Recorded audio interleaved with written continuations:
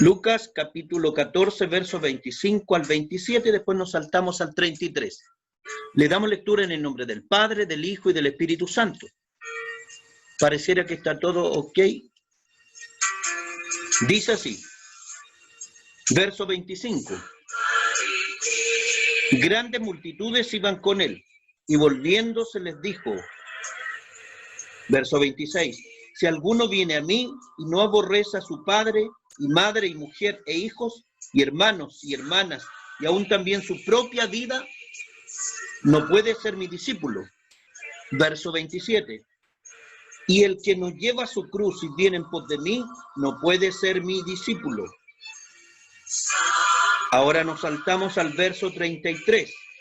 Así pues, cualquiera de vosotros que no renuncia a todo lo que posee, no puede ser mi discípulo. Vamos a orar. Medio minuto. Padre Todopoderoso, en esta noche quiero pedirle humildemente que usted nos hable por medio de su palabra. Denos la interpretación. Señor, deme sabiduría para poder interpretar su palabra, Dios eterno. Me humillo delante de su presencia. Abra el corazón de nuestros hermanos. Enséñenos, oh Jehová, sus mandamientos. Todo se lo pido en el nombre de nuestro Señor Jesucristo. Amén y amén. Bueno, como ustedes pudieron ver, en esta oportunidad he querido leer 1, 2, 3, 4 versículos. Y en esta oportunidad, para que usted entienda de qué se trata la predicación, quiero en una primera parte centrarla en la exclusividad que demanda el Señor Jesús de cada uno de nosotros. Eso es. Y esto está centrado en los versos 26 y 27 que acabamos de leer. Porque para ser discípulos de Jesús, entonces, debemos estar dispuestos a renunciar, a olvidar, muchas veces a postergar a nuestra familia y postergarnos nosotros mismos. Por eso dice el texto, si alguno viene a mí y no aborrece a su padre y madre y mujer e hijos y hermanos y hermanas y aún también su propia vida, no puede ser mi discípulo. El verso 27 dice, y el que no lleva su cruz y viene en pos de mí, no puede ser mi discípulo. Por eso entonces decimos que en esta oportunidad estos versículos están dirigidos a hablar de la exclusividad que requiere de cada uno de nosotros nuestro Señor Jesucristo, que demanda el Señor Jesús de usted y de mí. ¿A cuánto le gusta esta palabra? Y una segunda parte referida al verso 33. El verso 33, que dice, cualquiera de vosotros que no renuncia a todo lo que posee, no puede ser mi discípulo. Cualquiera de vosotros que no renuncia a todo lo que posee, no puede ser mi discípulo. Y acá se está refiriendo derechamente a los bienes materiales. Alabado es el Señor para siempre. Respecto de los primeros versículos, en cuanto a la exclusividad que requiere, que demanda el Señor Jesucristo de cada uno de sus hijos, vamos a hablar en esta oportunidad de este relato. Este fue un relato real.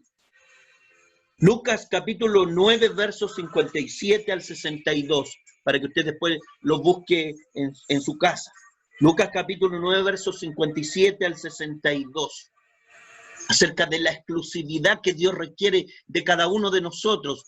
Cuán importante es que nosotros entendamos el contenido de las palabras de nuestro Señor Jesucristo.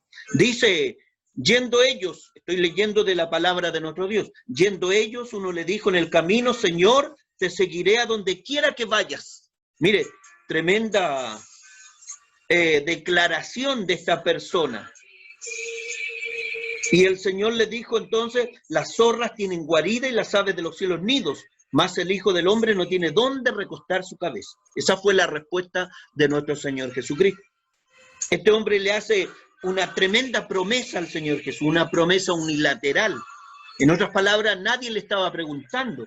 Y le dice, Señor, te seguiré a donde quiera que vayas. Es como cuando muchos cristianos vienen al Evangelio y le prometen el oro y el moro. Hay un texto en la palabra de Dios que está en Eclesiastés capítulo 5, verso 4 al 6, que dice, lo tengo acá a la vista, cuando a Dios haces promesas, no tardes en cumplirlas. ¿Qué es lo que le había prometido? Señor, te seguiré a donde quiera que vayas. Cuando a Dios haces promesas, no tardes en cumplirla. Cumple lo que prometes. Mejor es que no prometas. Y no que prometas y no cumplas.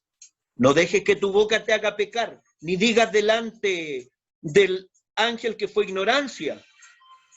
¿Por qué harás que Dios se enoje a causa de tu voz y que destruya la obra de tus manos? Eclesiastés capítulo 5, verso 4 al 6. Muchas veces somos apresurados, mi estimado hermano, y le prometemos a Dios cosas que después no cumplimos. Por eso es que hay que tener cuidado cuando pasamos al altar y prometemos algo. Tenemos que recordar lo que prometemos a Dios, porque después tenemos que cumplirlo. Cuando estamos contentos, prometemos. Cuando estamos angustiados, le prometemos a Dios, te voy a servir si tú me respondes esta petición. Cuando estamos desesperados, alabado es el Señor. ¿A cuánto van siguiendo esta predicación? ¿Y por qué el Señor Jesucristo le responderá? Las zorras tienen guarida y las aves de los cielos nidos, mas el Hijo del Hombre no tiene dónde recostar su cabeza. El Señor Jesús, recuerde que era Dios todopoderoso en la persona del Hijo, y Él conocía a todos los hombres. Él conocía la mente, la intención, la intencionalidad de todas las personas. Conocía cuál era la intención de este hombre que le estaba prometiendo. Era un discípulo que andaba en medio de la multitud y le estaba prometiendo seguirle donde quiera que él fuera. Inmediatamente, entonces, él le dice, yo no tengo nada que ofrecerte. Eso es en el fondo. Muchos perseveran en el Evangelio pensando en enriquecerse, buscando una solución a sus problemas. Pero sabe usted que primero que nada, venimos al Evangelio porque nos arrepentimos de nuestros pecados. Usted cuando vino al Señor es porque usted se arrepintió y se convirtió de sus pecados y porque tenía necesidad de un Salvador que salvara su alma del fuego del infierno. Primero están las cosas espirituales y después Dios da todo lo demás que necesitamos por añadidura. ¿Sería usted cristiano en la pobreza? Es una pregunta. ¿Se conformaría usted solo con la salvación de su alma? Así debiera ser, que cada uno de nosotros nos conformáramos con la parte espiritual. Y el Señor Jesús le dice, le responde, las zorras tienen guaridas, y las aves del cielo nidos, mas el Hijo del Hombre no tiene dónde recostar su cabeza. En otras palabras, estoy parafraseando lo que dijo el Señor Jesús. No tengo nada que ofrecerte, nada material, ninguna comodidad.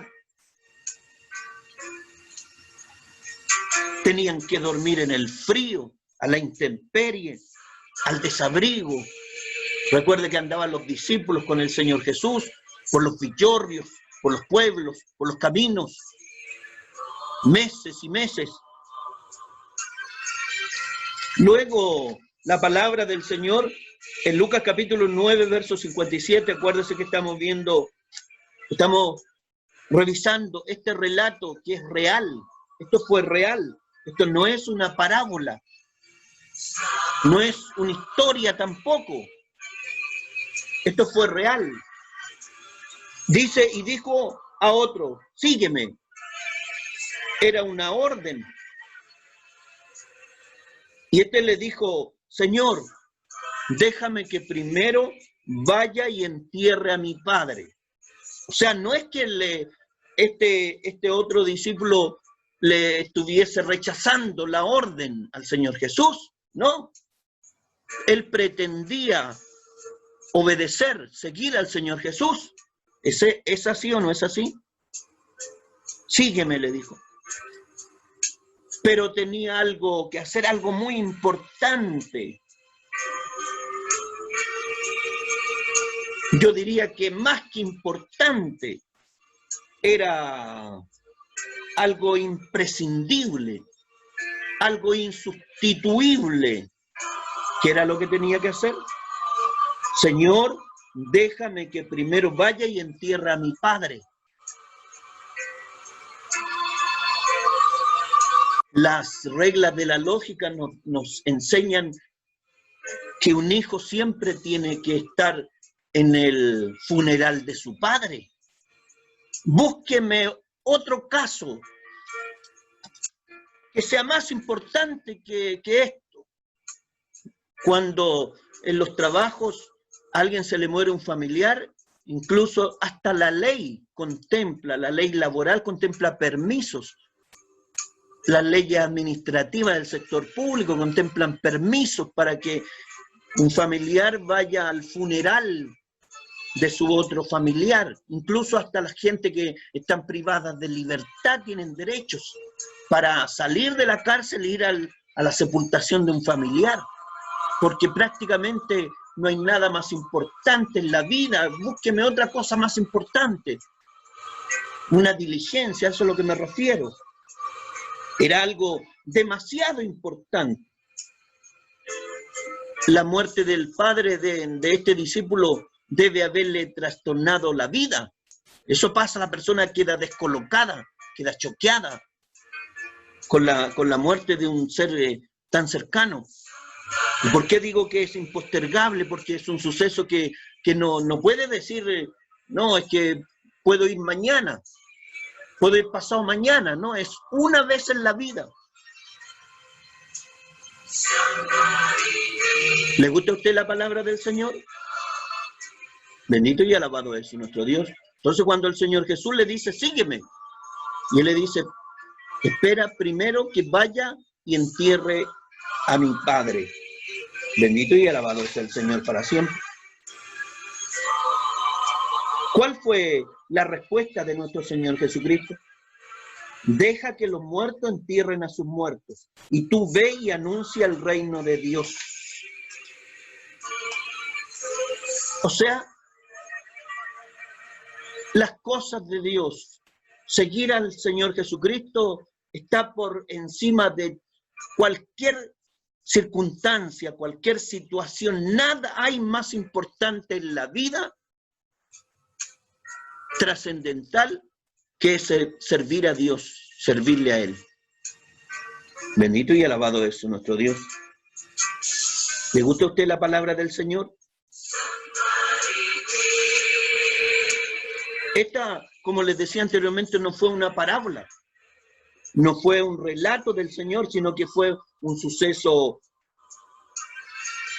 que aconteció en la realidad.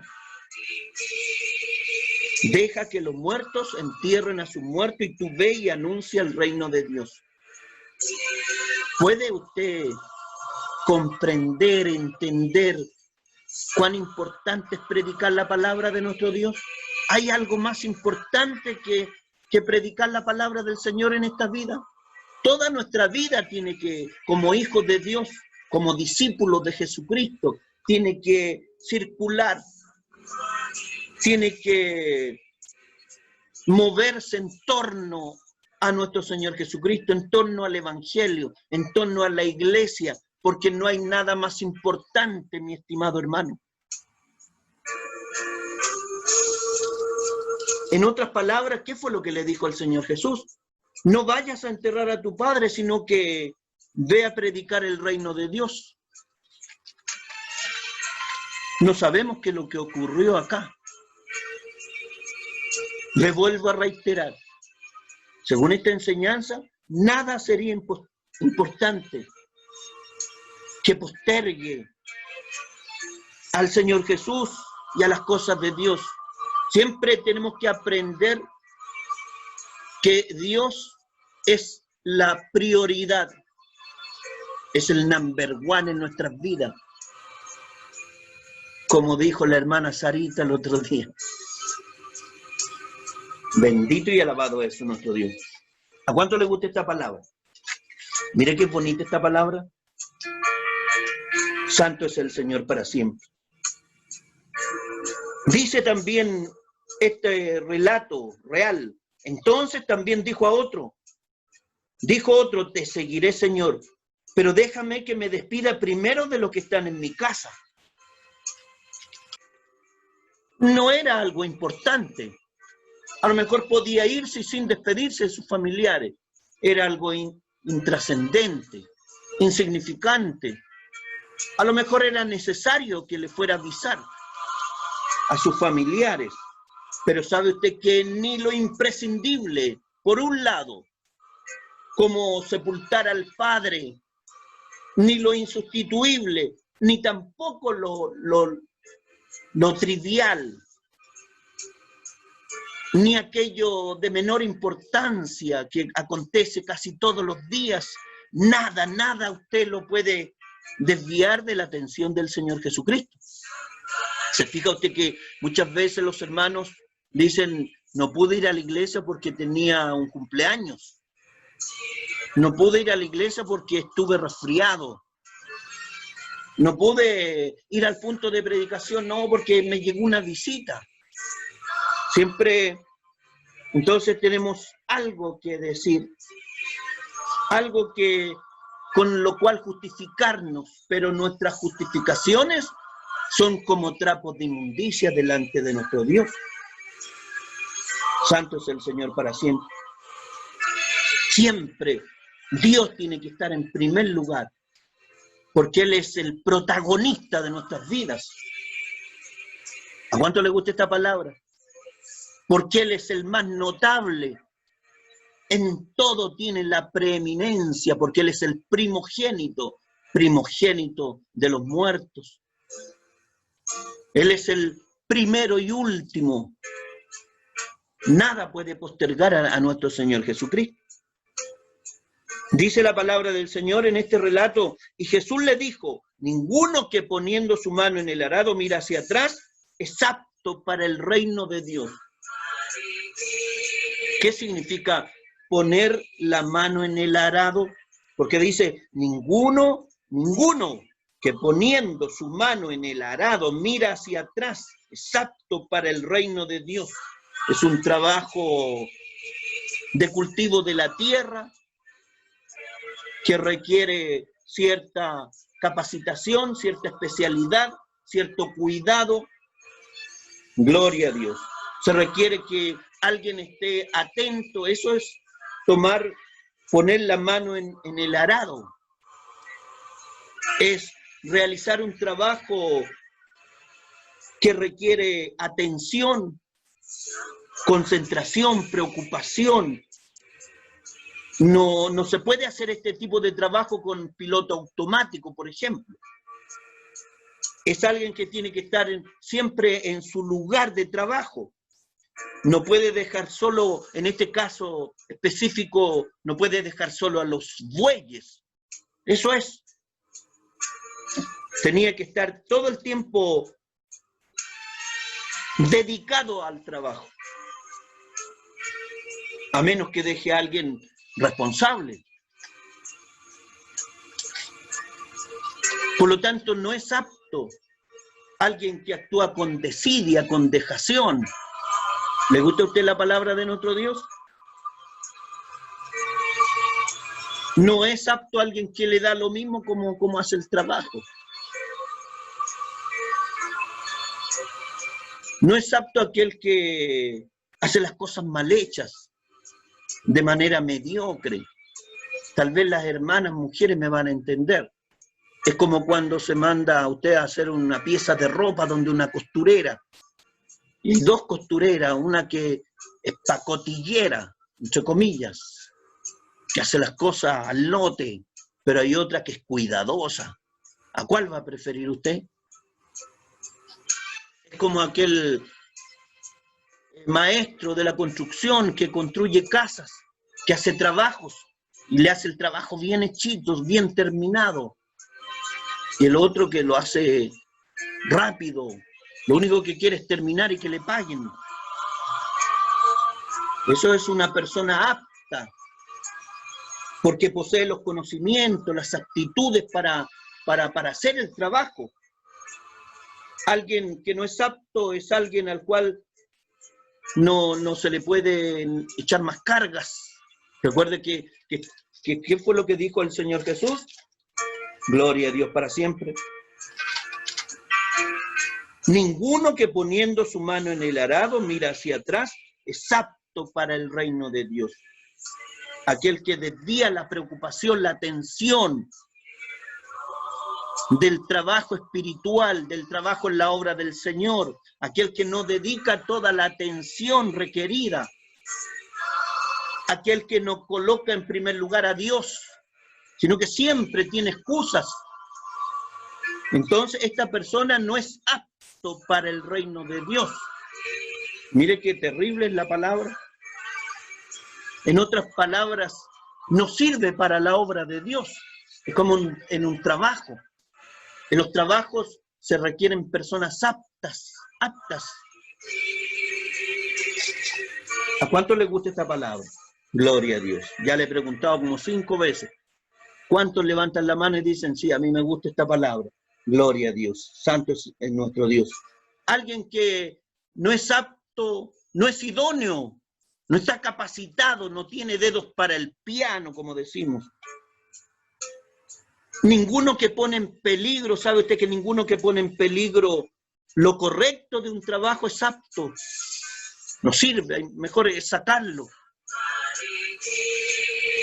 Gloria a Dios para siempre. Generalmente a los que no son aptos para un trabajo son descartados. Son descartados para el trabajo. Gloria a Dios para siempre. Eso es lo que dice la palabra del Señor respecto de la exclusividad. ¿Se acuerda que le dije yo?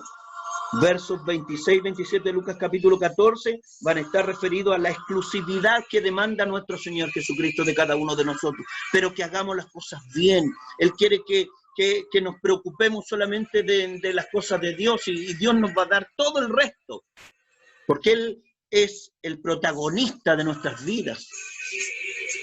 Gloria a Dios para siempre. Y aquel que no es apto finalmente termina siendo descartado. Descartado, mi estimado. Vamos al segundo punto. ¿Se acuerda que habíamos leído el verso 33? Dice, así pues, Lucas capítulo 14, así pues, cualquiera de vosotros que no renuncia a todo lo que posee, no puede ser mi discípulo. Este versículo lo dice claramente, está referido a los bienes materiales. Y acá vamos a hablar de un texto que aparece en un relato, porque yo no sé si esto es efectivamente una parábola, me da la impresión que es un relato de nuestro Señor Jesucristo. Lucas capítulo 16, verso 1 al 15, que nunca lo he escuchado predicar, porque los predicadores le tienen miedo a esta palabra. Nunca lo he escuchado, nunca he escuchado una interpretación. Gloria a Dios para siempre. Y justamente está referida a los bienes materiales. Gloria a Dios para siempre. Santo es nuestro Dios. ¿Qué es lo que dice la palabra? ¿Está cansado usted? Me estoy refiriendo a Lucas capítulo 16, del verso 1 hasta el 15. Tiene un subtítulo, por lo menos la Reina Valera nuestra, dice, parábola del mayordomo infiel. Y dice que voy a leer en ciertas partes lo pertinente, en lo que nos compete. Dice que había un hombre rico que tenía un mayordomo y este fue acusado ante él como disipador de sus bienes. Era un hombre rico entonces que tenía un mayordomo. En la Biblia hay ejemplos de mayordomía. Abraham dice que tenía un mayordomo que le buscó mujer a su hijo Isaac, por ejemplo. David tenía mayordomos. El mismo apóstol Pablo habla también de la mayordomía. Primera de Corintios capítulo 4, verso 2 dice, el que recibe un encargo, una administración, debe demostrar que es digno de confianza. De eso trata esta palabra. Gloria a Dios. Pero este mayordomo fue acusado como disipador de sus bienes. Eso es lo que dice esta palabra. Gloria a Dios. Este hombre había cometido delitos.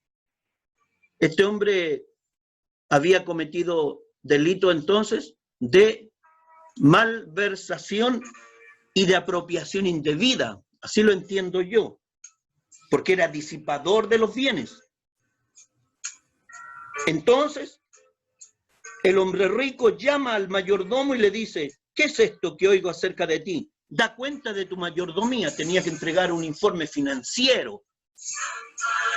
Tenía que entregarle un informe de su trabajo. Le dice, da cuenta de tu mayordomía porque ya no podrás ser más mayordomo. Porque ya no podrás más ser mayordomo. ¿Qué es lo que hizo este mayordomo? Mire cómo era el mayordomo. Entonces el mayordomo dijo para sí, o sea, planificó el mayordomo. Era un mayordomo astuto, inteligente. Como es la gente que no conoce a Dios. Astuto, porque la astucia es del diablo. La sabiduría es de Dios, mi estimado hermano. Gloria a Dios. Entonces el mayordomo dijo para sí, ¿qué haré? Planifica este mayordomo. Porque mi amo me quita la mayordomía. Cavar no puedo. Seguramente él estaba acostumbrado a hacer trabajos de oficina. Dice, mendigar me da vergüenza. Era descarado porque había robado. Le había robado al hombre rico. Él le daba vergüenza pedir limosna. No le daba vergüenza robar. Pero sigamos, verso 4 del capítulo 16 de Lucas. Ya sé, dice, ya sé. Llega a una conclusión. Ya sé lo que haré para que cuando se me quite de la mayordomía me reciban en sus casas. Y llamando a cada uno de los deudores de su amo, dijo al primero, ¿cuánto debes a mi amo? Él dijo, 100 barriles de aceite. Y le dijo, toma tu cuenta, siéntate pronto y escribe 50. Él era el mayordomo, el que veía las cuentas de su amo, del hombre rico. Y el hombre rico tenía deudores, gente que le debía dinero. Entonces él los cita, ya sé. Entonces empieza a hacer tratos. El mayordomo era astuto, era sagaz, era un estafador inteligente. Ya sé lo que haré. Entonces, lo siente, le dice, ¿cuánto debes? Ya le dice tanto, 100. Anótate 50. ¿Para qué? Decía él. Para que después, cuando ya no esté en mi trabajo, entonces estas personas me reciban en su casa. ¿Entiende usted la palabra de nuestro Dios? Eso es lo que está contando el Señor Jesucristo. Gloria a Dios para siempre. Le dice 100 barriles de aceite. Toma tu cuenta y escribe que le debes 50. Gloria a Dios. Después dijo a otro, ¿y tú? ¿Cuánto debes? Y él dijo, 100 medidas de trigo. Él le dijo, toma tu cuenta y escribe 80. Quizás porque a este le rebajó menos, pero le rebajó. A lo mejor estoy elucubrando acá. A lo mejor después le iba a ir a la casa a decirle, ya, tienes que aportarme de tu ganancia, tienes que devolverme. Le estaba haciendo un favor, un tremendo favor, pero era con vuelta de mano. Si era un administrador astuto, un estafador, porque así es la gente del mundo, mi estimado hermano. Siempre la gente que no conoce a Dios andan tratando de sacar, no todos, pero la gran mayoría andan tratando de sacar beneficios. Gloria a Dios para siempre. ¿Va siguiendo usted este relato o ya está aburrido? Dice la palabra del Señor en el verso 8 del capítulo 16, que el amo alabó al mayordomo, no el Señor Jesús. El amo, dice el Señor Jesús, que el amo alabó al mayordomo malo por haber hecho sagazmente. Gloria a Dios.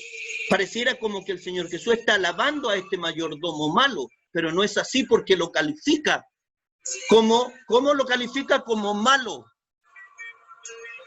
Solo que le llamaba la atención que sabía actuar, sabía moverse, estaba planificando hacia el futuro. Eso es lo que estaba haciendo el mayordomo. Sabía que no iba a tener su ingreso, su entrada de dinero. Entonces, él estaba planificando la comodidad del futuro.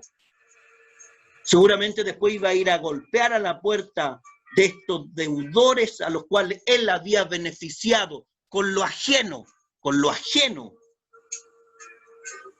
los ingresos del hombre rico. Eso es. Entonces él después iba a ir a golpear a la puerta. Aquí estoy. Seguramente le iba a decir, necesito tanto. Gloria a Dios. La Biblia dice que era para que lo recibieran en su casa cuando ya él ya no tuviera dónde vivir. Dice la palabra de nuestro Dios entonces que nuestro Señor Jesucristo hizo esta afirmación. Ahora es el Señor Jesucristo quien hace esta afirmación. Porque los hijos de este siglo son más sagaces en el trato con su semejante que los hijos de luz. Y después dice, y yo os digo, ganad amigos por medio de las riquezas injustas, para que cuando éstas falten, os reciban en las moradas eternas. El Señor Jesús le llama riquezas injustas a los recursos que hay en este mundo, al dinero, porque muchas veces no tienen orígenes lícitos y muchas veces conducen a la codicia. Gloria a Dios para siempre. ¿A cuánto le gusta esta palabra? ¿Le gusta a usted la palabra del Señor? ¿Cómo encuentra usted que era el administrador? ¿Sabe usted que en este mundo hay un instinto de conservación, de supervivencia? En los trabajos la gente es competitiva. Acá hay hartos hermanos que trabajan, compiten los cargos despiadadamente. La palabra de Dios entonces dice que nosotros, los hijos de Dios, debemos ser sabios, íntegros, no debemos ser astutos. Eso es lo que siempre hemos aprendido de la palabra de nuestro Dios. No debemos ser deshonestos. Bendito y alabado es nuestro Dios. El hombre rico elogia, vamos a recapitular, el hombre rico elogia al mayordomo. Ese es el relato de nuestro Señor Jesucristo, por su astucia humana, puesta en práctica en estos tratos comerciales, pues había tenido el cuidado de planificar anticipadamente su situación, usando los bienes materiales ajenos para asegurarse un futuro tranquilo. En eso consistía entonces la conducta de este mayordomo. Y este hombre rico entonces elogia esta conducta porque era astuta. Esa es la conducta humana. El Señor dice que los que pertenecían al mundo, los hijos de este siglo, son más sagaces. Eso es lo que dice el Señor Jesús. Son más sagaces en el trato, son más listos con sus semejantes que los hijos de luz. Gloria a Dios para siempre. El Señor Jesús nos está hablando a cada uno de nosotros de todo lo que nosotros poseemos, de nuestros recursos que Dios nos ha dado. El Señor entonces hace una diferencia entre el mayordomo deshonesto, que era de este siglo, mire, fíjese, que buscaba la forma de hacer más cómoda su vida futura, y los hijos de luz que deben actuar en forma sabia. Esa es la enseñanza, para allá va la enseñanza. Gloria a Dios. Por eso Él dice, y yo digo, dijo Cristo Jesús, ganad amigos por medio de las riquezas injustas. ¿Se acuerda que el mayordomo infiel, el mayordomo astuto, se congració con los deudores de este hombre rico, rebajándole las deudas? El Señor Jesús dice, ganad amigos por medio de las riquezas injustas, para que cuando éstas falten, os reciban en las moradas eternas. ¿A qué se estaría refiriendo el Señor Jesús con estas palabras? Los recursos materiales, el dinero, las posesiones, no son malos en sí mismos. Alguien que es rico, tal vez hasta puede ser un hijo de Dios y agrade a Dios, porque el dinero per se, por sí, no son malos intrínsecamente. La Biblia dice que raíz de todos los males es el amor al dinero. No es el dinero lo malo, sino que es el amor al dinero, el cual codiciando, dice el texto bíblico, el cual codiciando algunos se extraviaron de la fe. Entonces lo reprobable, lo amonestable, es el amor al dinero y la codicia al dinero. Marcos capítulo 10, verso 24. Cuán difícil, dijo Cristo Jesús, estoy leyendo de la Biblia, le es entrar en el reino de los cielos a los que confían en las riquezas. El mal no está en las riquezas, no está en el dinero, no está en los recursos, sino que es la codicia, el amor al dinero, la confianza en la riqueza. El Señor dijo, por el contrario, que debíamos hacer tesoros en los cielos. Mire, esto es clave. Debíamos entonces hacer tesoros en los cielos. Ahí está la importancia. De manera entonces que las riquezas, los recursos de este siglo deben ser empleados de manera sabia. Eso es lo que estaba enseñando el Señor Jesucristo con este relato. Nosotros, los hijos de Dios, que Dios nos ha dado recursos, Dios le ha dado recursos a usted. Dios le ha dado un trabajo, Dios le ha dado una bonita casa, son bendiciones de parte de Dios. Todo lo que usted posee tiene que saber administrarlo. Así como el mayordomo astuto, que sabía hacer tratos con sus semejantes. Entonces nosotros tenemos que también saber administrar los recursos que Dios nos da de manera sabia. Y no que nosotros estemos al servicio de la riqueza. No que muchas veces nos dediquemos solamente al trabajo y dejemos las cosas de Dios de lado. Bendito y alabado es nuestro Dios. Cuando usted da una ofrenda, cuando usted diezma, gloria a Dios. Bendito y alabado es nuestro Dios. Esto va junto con el cargo de pastor, por eso tengo que enseñarle. Gloria a Dios. Cuando usted coopera en la obra, cuando usted trabaja en la obra del Señor, usted está haciendo tesoros en el reino de los cielos. Bendito y alabado es nuestro Dios. ¿Qué había hecho el mayordomo deshonesto? Había usado las riquezas injustas para ganar amigos. Eso había hecho el mayordomo deshonesto. En el fondo, nuestro Señor Jesucristo le dice a sus discípulos, observen. Eso es lo que le está diciendo con este relato del mayordomo infiel y el hombre rico. Observen. Gloria a Dios para siempre. Observen a los hijos de este siglo. Ellos son sagaces en el trato con sus semejantes. Y saben emplear las riquezas injustas los dineros, los recursos, para vivir una vida más cómoda y asegurar su futuro, pero es un futuro que tiene un término, un futuro terrenal, que viene el diablo y se los destruye.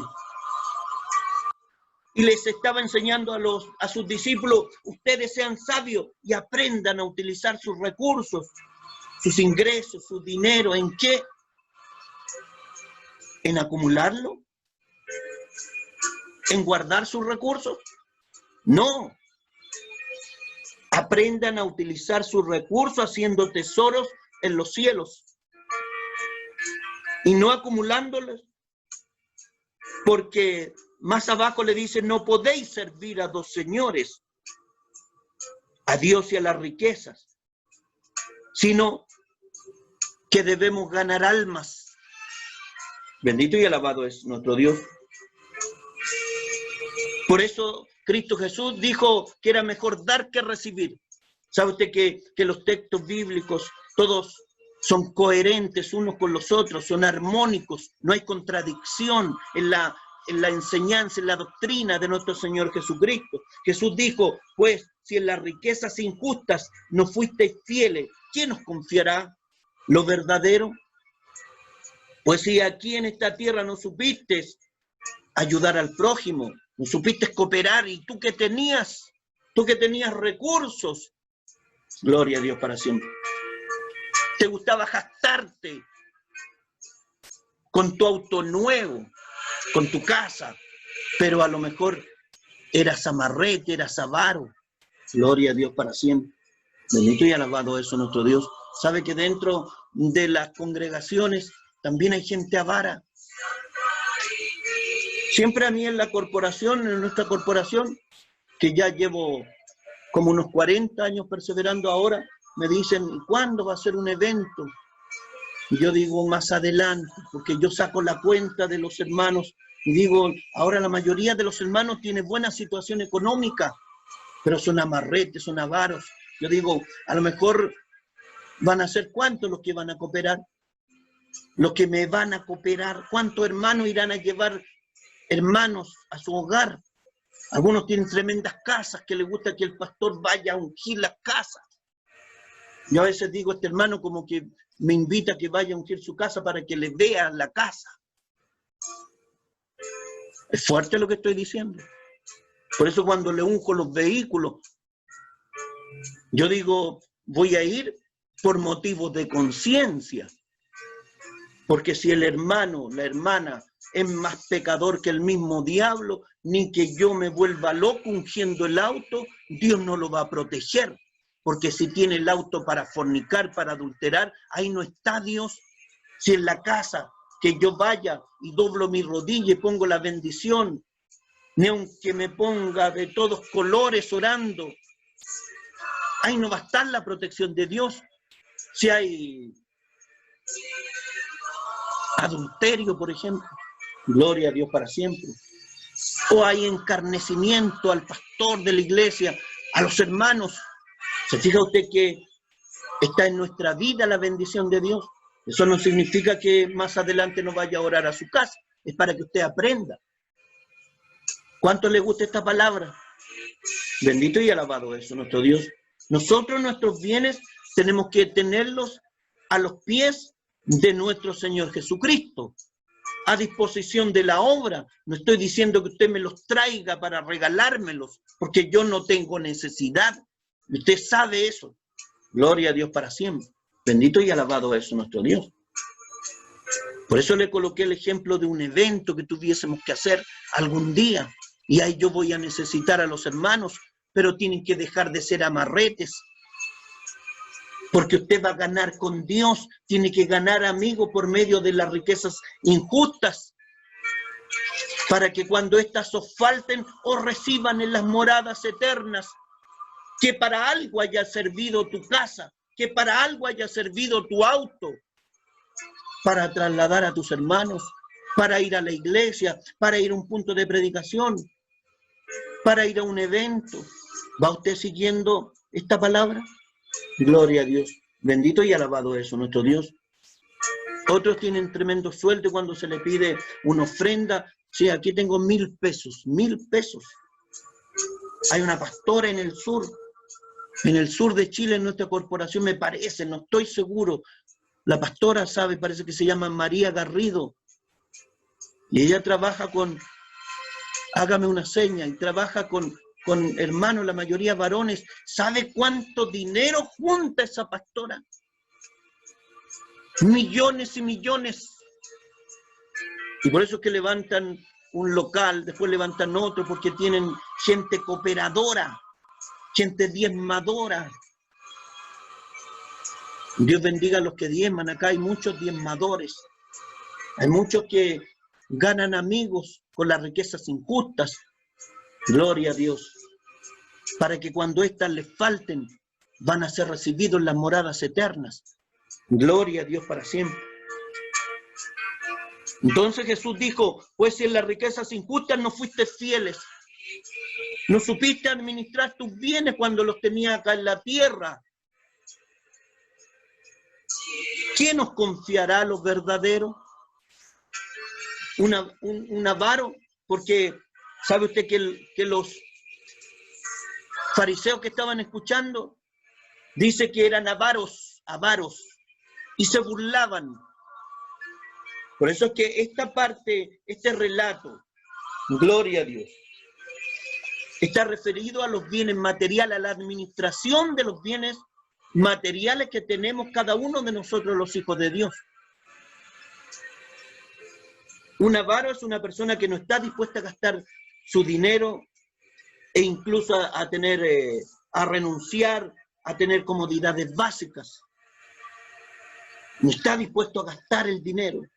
El avaro generalmente tiene recursos financieros, eso es un avaro, pero es codicioso y es capaz de vivir en la miseria con el fin de ahorrar y tener más dinero.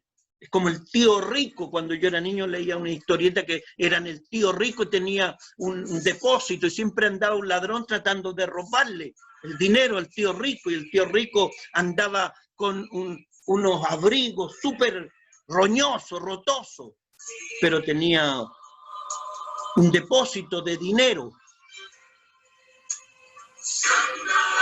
Un avaro es un tacaño, un mezquino. Los fariseos eran avaros, dice este relato, y se burlaban. Bendito y alabado es nuestro Dios. ¿Está aburrido usted? Es larga la palabra. Gloria a Dios. Santo es nuestro Dios.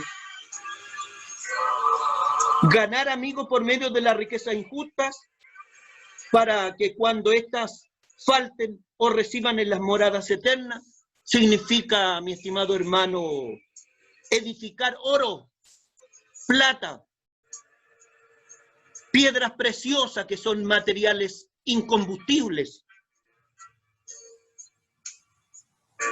Y esto se edifica sobre el fundamento de nuestro Señor Jesucristo.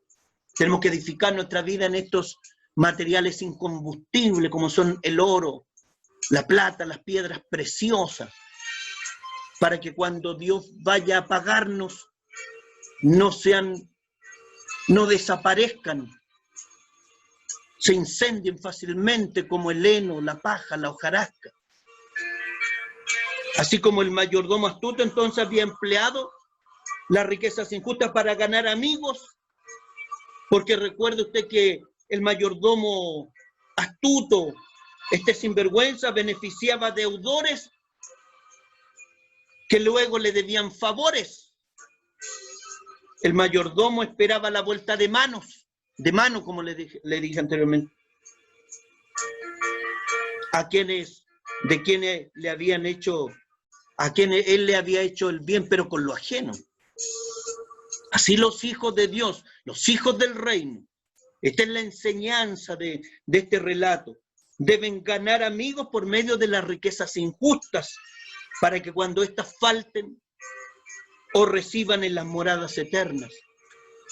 Según Jesús, entonces, según nuestro Señor Jesucristo, los discípulos debían emplear sus recursos, no guardarlos. Esa era la enseñanza que le estaba dando. Para ganar, entre comillas, ganar amigos, haciendo el bien, cooperando en la obra de Dios, proporcionalmente. Nunca Dios te va a exigir más de lo que usted tiene, proporcionalmente. Invirtiendo en la obra de Dios, para que cuando pasen sus días en esta tierra, entonces te reciban en las moradas eternas, te recompensen en el reino de los cielos. ¿Por qué se burlaban los fariseos? Porque ellos eran avaros, codiciosos. Ellos no iban a dejar jamás de acumular riqueza, entonces no les cabía en la cabeza la enseñanza de Jesucristo. Mire que ellos iban a dar. Era contra su manera de ser. Bendito y alabado es nuestro Dios. ¿A cuánto le gustó esta palabra? ¿Entendió usted la palabra de nuestro Dios? Esta no es invento mío. Esto es lo que enseñó nuestro Señor Jesucristo. Bendito y alabado es el Señor para siempre. Vamos a orar a nuestro Dios. Oremos todos. Oremos al Señor. Padre Todopoderoso, misericordioso, piadoso. He predicado su palabra. Mi Dios, para eso usted me ha puesto, Señor, delante de nuestros hermanos, para predicar con el testimonio, Dios eterno, con el ejemplo, Padre, y también para enseñar a nuestros hermanos cuáles fueron las palabras de nuestro Señor Jesucristo, cómo debe comportarse un hijo de Dios en esta vida, en este mundo. Mi Dios de los cielos, sabemos que usted nos bendice y nos bendecirá cada día más y más. Gracias le damos, Señor. Queremos que usted sea, Dios mío, siempre el protagonista en nuestras vidas. Oh, mi Señor de los cielos, tenga usted piedad y misericordia de cada uno de nosotros, mi Dios de los cielos, porque aprendimos en esta noche que usted requiere exclusividad de nuestras vidas. Usted está en primer lugar. Todo lo que poseemos, Señor, tiene que estar a los pies de la cruz de Cristo. Todo se lo pido en el nombre de nuestro Señor Jesucristo. Amén y amén.